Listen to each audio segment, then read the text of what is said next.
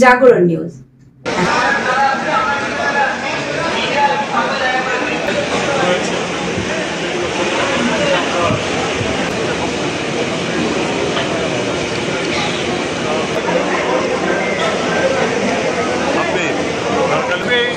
আমারও ছেলে মেয়ে আছে, যদি না খেয়ে থাকা যায় কালকে অনেকেই অসুস্থ হয়েছে। আমি একটু যোগাযোগ আমার কাছে যেভাবে ছাত্রদেরকে বা অন্যান্য যারা সংক্ষুব্ধ যারা একটা সিদ্ধান্ত নেই যেটা আইনের মধ্যে না নিয়ে থাকি প্রাপ্ত হয়েছি, অন্যান্যভাবে যে হয়তো হতো না সেটা কিন্তু অন্যরা হয়তো একটু হতে হবে। সেটা হচ্ছে এই বৈষম্য দূর করা সবচেয়ে ভালো। একমত তারা থাকবেন না, কিন্তু আমি আবার এটাও বলেছি যারা বেশি I don't think is the issue right now. The issue is এদেরকে ক্ষোভ যেটা রয়েছে যারা এখানে অপরাধ সংগঠিত করেছে।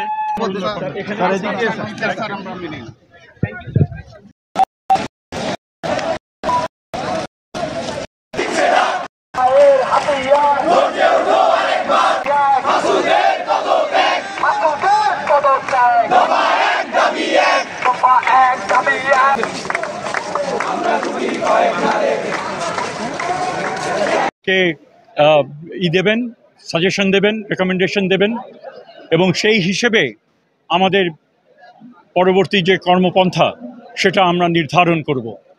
এটা অত্যন্ত দুঃখের বিষয় যে পরিস্থিতি এই পর্যায়ে এসে গেছে যেখানে ছাত্রদেরকে অনশন হচ্ছে। তারা চাইছে এখনই আমরা ঘোষণা করি যার মাধ্যমে তারা অনশন করতে পারে। আমি তাদেরকে বোঝাতে চেষ্টা করেছি যে আইনে কিছু রয়েছে, যাই করি না কেন সেটা আইন দ্বারা নির্দিষ্ট হতে হবে এবং এই বিশ্ববিদ্যালয় পরিচালনার জন্য নির্দিষ্ট আইন রয়েছে। সেই আইনের মধ্যে থেকেই আমাদের যে ইনকোয়ারি কমিটি, অত্যন্ত কম্পিটেন্ট ইনকোয়ারি কমিটি, তারা সেই আইনের মধ্যে থেকেই তারা সুপারিশ করলে আমরা আশা করছি সুপারিশটা আবার সাথে সাথে চেষ্টা কত করা যায়। এখানে আমাদের দিক থেকে একটা সন্দেহ প্রকাশ করেছিল, মনে হয়েছে যে বিভিন্ন সময় তো ইনকোয়ারি হয়, এসে বলেন তারা করবেন, পরবর্তীকালে রিপোর্টও পাওয়া যায় না, কার্যকর ভূমিকা তো দূরের কথা। আমি তাদেরকে নিশ্চিত করেছি এবং তারা কেউ ওনারা বলেছেন এবং সঙ্গত কারণেই বলেছেন যে শাহজালাল বিশ্ববিদ্যালয়ে যখন তাদের অনশন ভাঙা হলো তখন পরবর্তীকালে তো তাদের জন্য কিছু করা হলো না।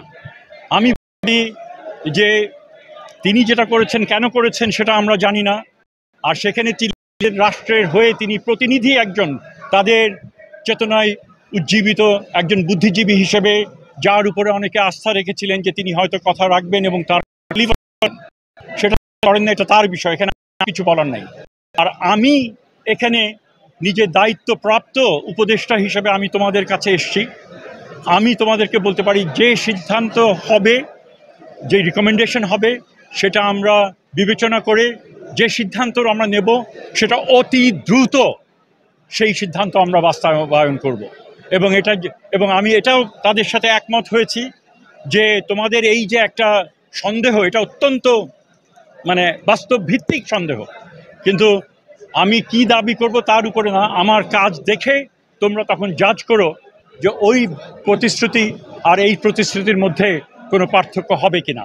আমি আর কোনো প্রশ্নের উত্তর নেব না, আমার আরেকটা প্রোগ্রাম আছে, সেখানে আমার যেতে হবে ফরিদপুরে। কাজেই আশা করি আপনাদেরকে আমি বোঝাতে পেরেছি এবং এখন আমরা মোটামুটিভাবে শেষ করছি। না, ওরা মোটামুটিভাবে আমি তাদেরকে জিজ্ঞেস করেন। আমার ধারণা আমি কিছুটা হলেও তাদের আস্থা অর্জন করতে সক্ষম হয়েছি, কিন্তু এই দাবিটা আমার মুখ থেকে বেশি হয়েছে। তাদেরকে বলেন কি মনে হয়, অবভিয়াসলি সেখানে তাদের হয়তো একমত তারা থাকবেন না, কিন্তু আমি আবার এটাও বলেছি যারা বেশি অসুস্থ হয়ে গেছে যে তোমরা যেহেতু বাকিরা তোমরা তো করতে চাচ্ছ না, অনশন ভাবছ না, যারা অনেক অসুস্থ হয়ে গেছো তোমাদের এটা তো অব্যাহত রাখবে অন্যরা, যে তোমরা অন্তত পক্ষে একটু পানি খাও, তোমরা নিজেদেরকে সুস্থ করে তোলো, কারণ তখন তারা বলল যে না, তারা সেটা করবে না। এটা তাদের আমার দিক থেকে পিতা হিসাবে, অভিভাবক হিসাবে আমার যতটুকু বলার আমি বলেছি। আমি খুশি হতাম যদি তারা আমার কথা মেনে নিত। আবার আমি এটাও বুঝি যে এই বাস্তবতার প্রেক্ষিতে তারা করছে, এটা তাদের অধিকারের মধ্যে। Thank you. কতদিনের মধ্যে সিদ্ধান্ত আসবে? আমি এটা মেহরবানি করে স্যার খুব দ্রুত সেটা